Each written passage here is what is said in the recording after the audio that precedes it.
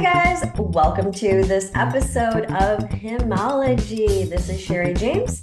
For those of you who don't know me, I help men avoid ED medications, get off of them, or in some cases get them to work with my holistic approach to healing erectile dysfunction. Today I'm here with Lucia Gabriella, and she is the creator and CEO of Tantrikink Academy, a pioneering platform that blends Tantra and BDSM to help individuals and couples heal, reclaim their erotic power, and master the dynamics of polarity and surrender.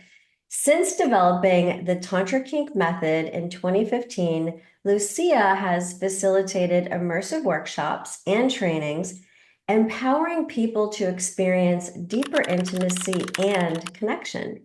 She is also the founder of the Sacred Love Temple, a hub for transformational intimacy events, and Nuna Holistic Retreat Center, a brick-and-mortar sanctuary specializing in emotional and somatic therapies. With over a decade of experience, Lucia Gabriella is a sought-after educator and leader in the realms of intimacy, sacred kink, I love that word, and somatic healing. Welcome, Gabriella.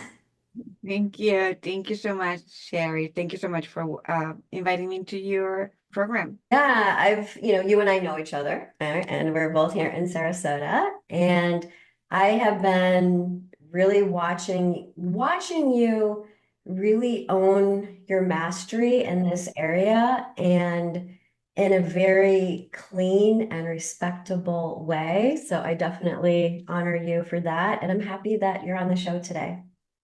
Thank you. I appreciate you. So we are going to start wisdom bomb number 1. Energy mastery creates an exciting, intimate play field. I would love to hear more, and so would the audience.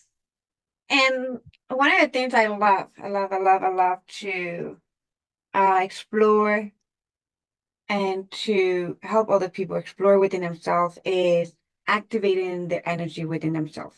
Like I find that many of us are walking in life very numb, tied up.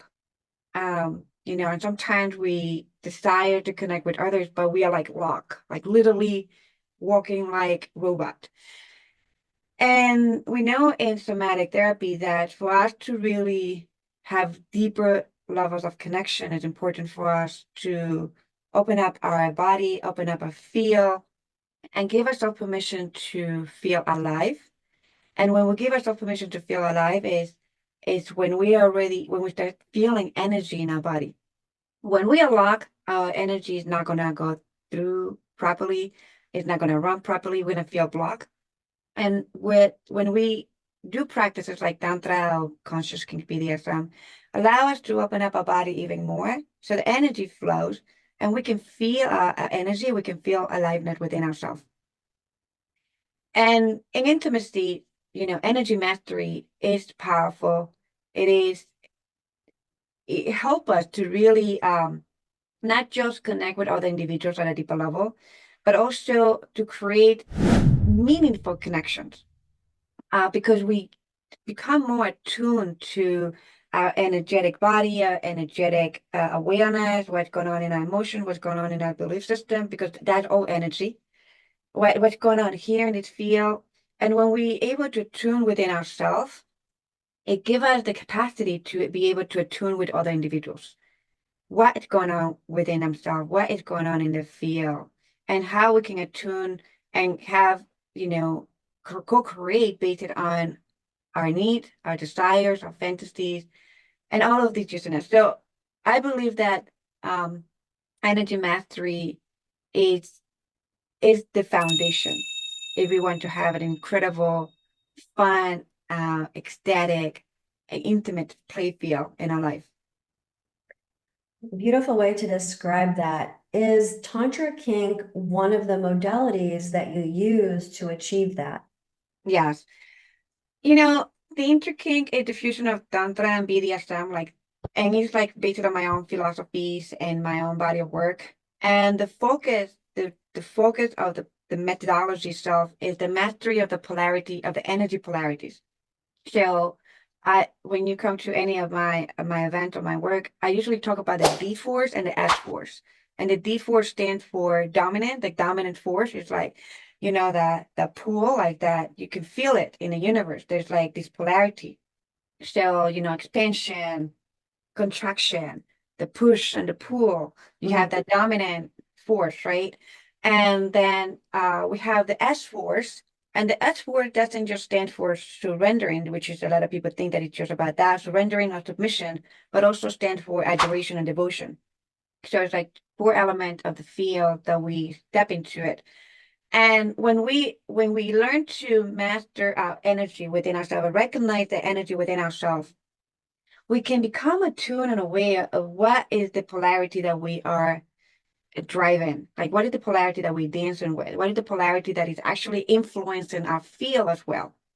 So when we're working with the polarities, the DS polarities, it's just it's very powerful.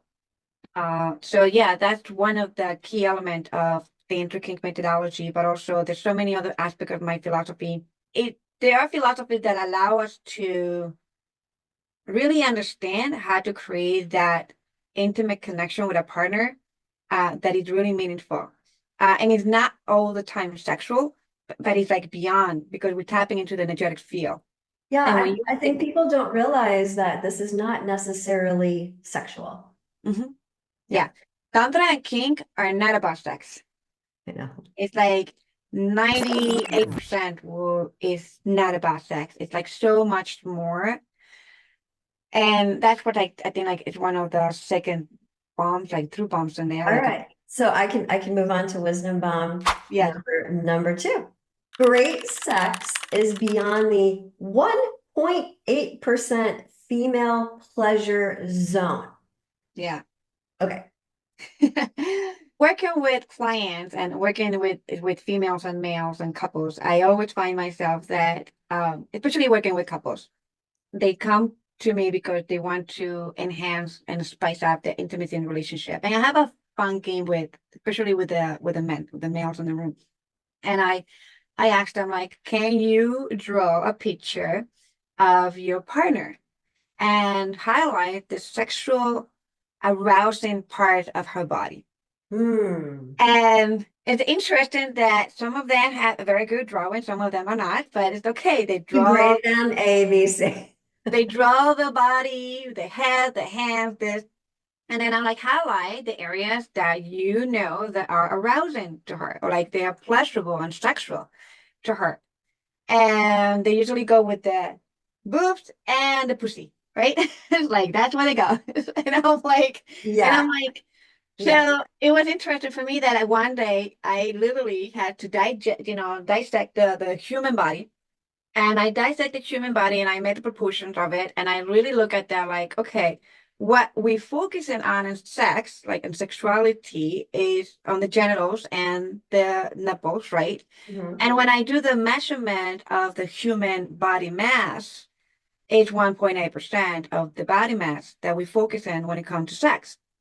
And one of the things that I like to invite people is that to recognize that there's so many areas in the body that sometimes we don't even touch that are sensual and arousing, like pleasurable. Heart penetration is huge. Yes. Yeah.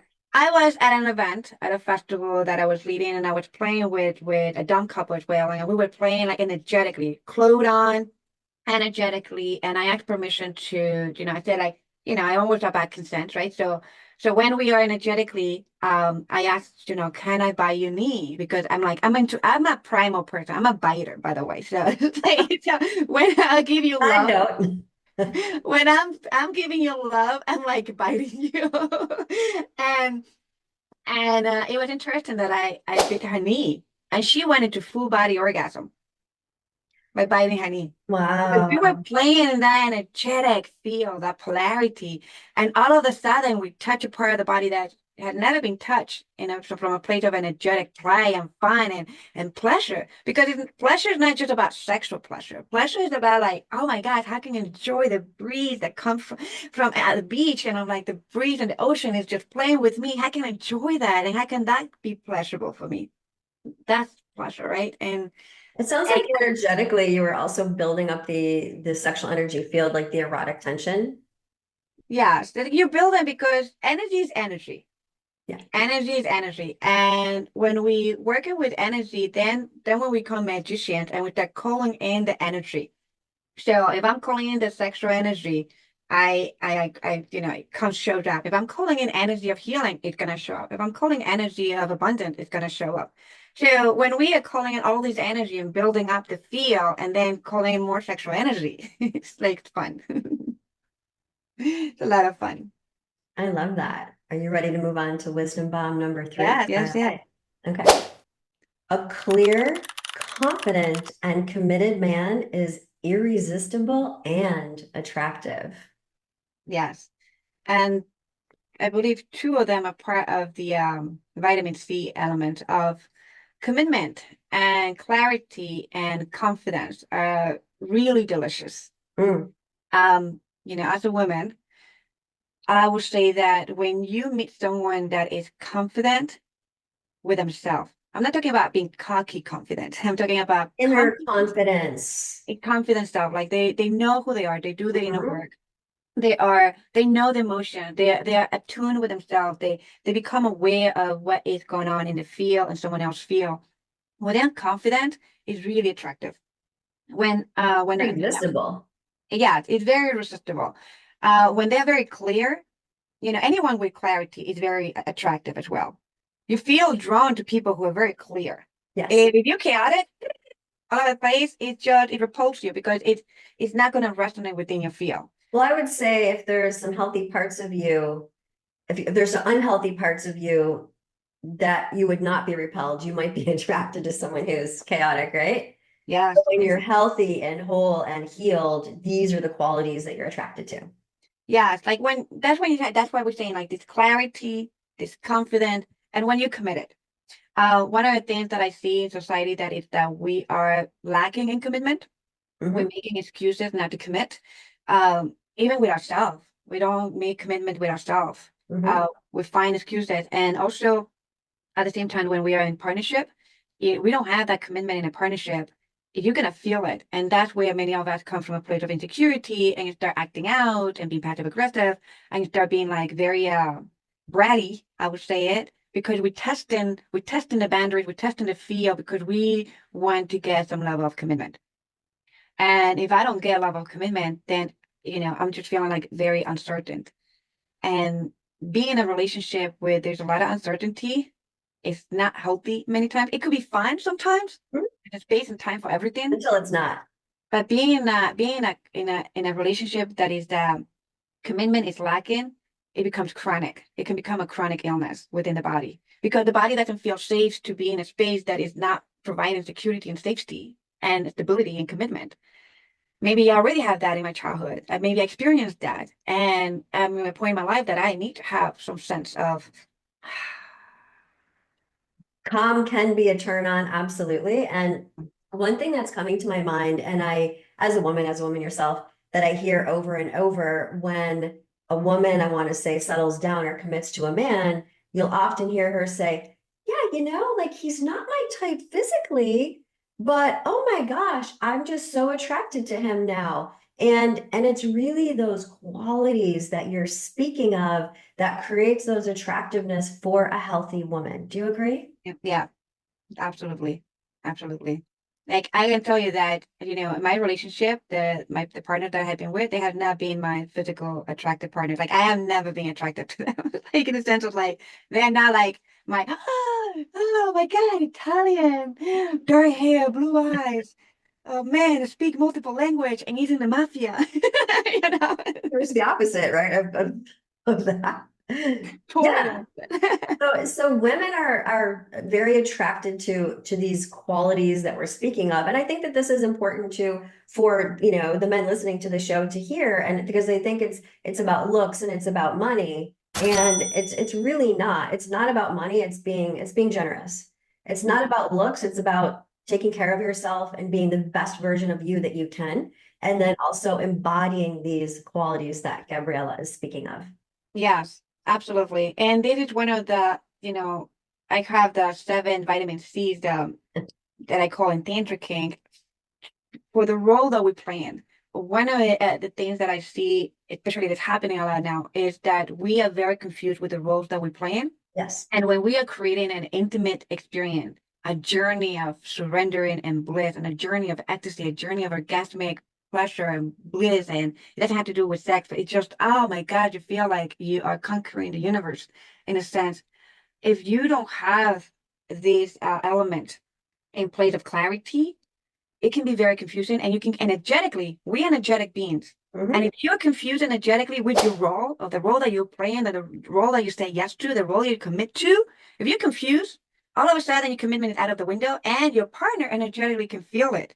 And this is where we come back into dynamic relationship where we're fighting and arguing and did because at a deeper level, we are not in integrity with our role because we're confused. We're not clear. Yeah. We're not committed. And we fight. Absolutely. And it's a turnoff. I know for myself, my best relationships have been when we can play like both roles Mhm. and we get into a groove in terms of like mood versus action, and we're able to switch off on the roles. Because I think men don't always want to be like, the world's on my shoulders. Oh, isn't this fun? Right? Like you want to be able to be a little bit more adaptable, but first you have to experience the different roles. Yeah. And we see it in some levels in society, and in some aspect of society, we have seen it with the men, are like, for example, in Latin cultures, right? I would say this. Sometimes we think that women don't are not in the power, like they're not in the dominant aspect of it. And I'm like, oh, it's bullshit, especially in the Latin culture. The men are the men, the power, they are the dominant outside in the field, outside home. But when they come home, who's the one that's dominant at home is the woman, is the Yeah, mother, the grandmother. But it's like whatever mom said absolutely. goes. Whatever your mom said goes. And it's funny when I see these reels on TikTok or Instagram when they do interview to all these men and all of them is like, oh, you've been in a relationship for 15 years, 20 years, 30 years. What is the secret to your success?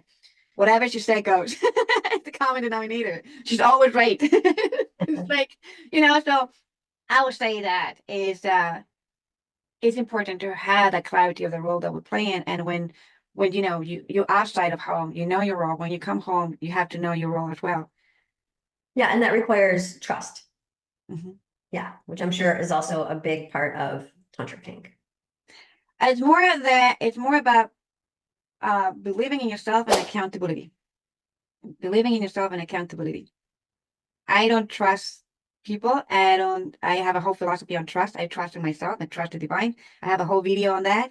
But in short, is I'm here to help people to trust themselves Mhm. and then believe in themselves. And then we're human. We're gonna fuck it up. We're gonna screw things up. I ask people not trust. Don't trust me, but hold me accountable. Do not trust me, Mhm. hold me accountable. If I mess it up because I'm human, sometimes from a place of pain, I'm gonna do stupid shit.